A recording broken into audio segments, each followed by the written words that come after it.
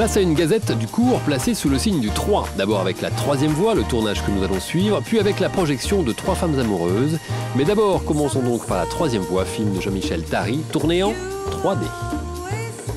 La troisième voie est un film de genre policier. Ça parle d'un flic un petit peu borderline, un petit peu dans l'esprit des Dirty Harry, qui décide d'aller déloger un cambrioleur de banque qui s'est caché dans un entrepôt cerné par la police. Elle regarde la porte et on a le brigadier chef qui rentre dans le champ et qui lui dit bon bah qu'est-ce qu'on fait?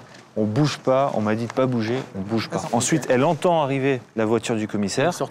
Elle se retourne et elle sort du champ. La fliquette jouée par Fanny Capretta, en charge de l'opération destinée à venir récupérer le fugitif, elle est un petit peu dépassée par les événements et elle attend que le commissaire arrive sur les lieux. Ce qui se passe, c'est en fait la lieutenant stagiaire incarnée par Fanny entend une détonation à l'intérieur de l'entrepôt. Le brigadier chef, joué par Christian Mulot, s'approche d'elle et lui demande qu'est-ce qu'on fait. Elle envoie un petit peu chier et elle se retourne au moment où le commissaire s'approche. Action! Et PAM!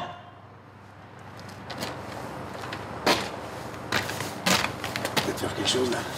Ordonnez de pas bouger, on bouge pas, point. Nickel, y a rien à dire. One shot? Ah ouais. Ok, one shot. C'est bon. Je voulais absolument faire un film en 3D stéréoscopique et je voulais absolument tester cette nouvelle technologie dans le domaine policier, car c'est un domaine que j'adore. Le but aussi de ce court-métrage, c'est de tester de nouvelles choses, de voir un petit peu les limites, de pousser tout ça, de voir ce qui marche, de voir ce qui ne marche pas. On est en train de finir d'installer le Snoricam sur Stéphane Mesguer, qui a bien voulu être assez aimable pour être un des premiers au monde à tester ce principe en 3D stéréoscopique. Alors la Snoricam est un système de caméra qui permet d'être vraiment au cœur du personnage, car elle est directement actionnée, elle suit exactement les mouvements de l'acteur sur lequel elle est harnachée.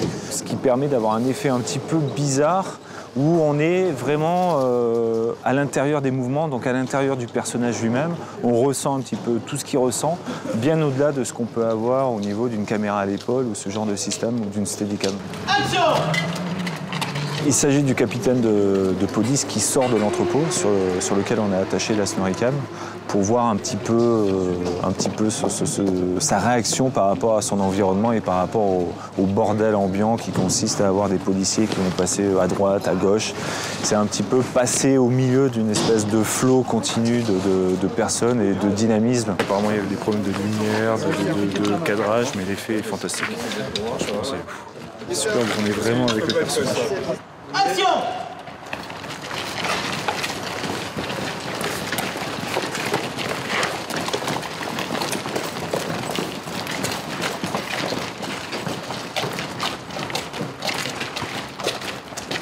Putain, Rivoire, qu'est-ce que t'as foutu là-dedans encore? Oh! Je te parle! Mais t'es taré? T'es malade? Il a jamais porté d'armes, Miliani! T'es le mieux placé pour le savoir en plus! Regarde-moi quand je te parle! Regarde-moi! J'ai la chance d'avoir une équipe de vrais passionnés avec les gens de Cafard Film, avec qui je fais mon 3e court-métrage aujourd'hui, et qui sont des gens qui démarrent au quart de tour. C'est-à-dire dès qu'un projet leur plaît, ils disent OK, on y va. C'est vraiment des relations d'amitié que j'ai avec eux, mais pas seulement parce que c'est des vrais professionnels. Et on la coupe! Et c'est coupé! Pas grave. Putain! Ah mais c'est... Ça dit quoi, Combo? Ah ça dit que c'est le plus beau plan, putain que c'est beau.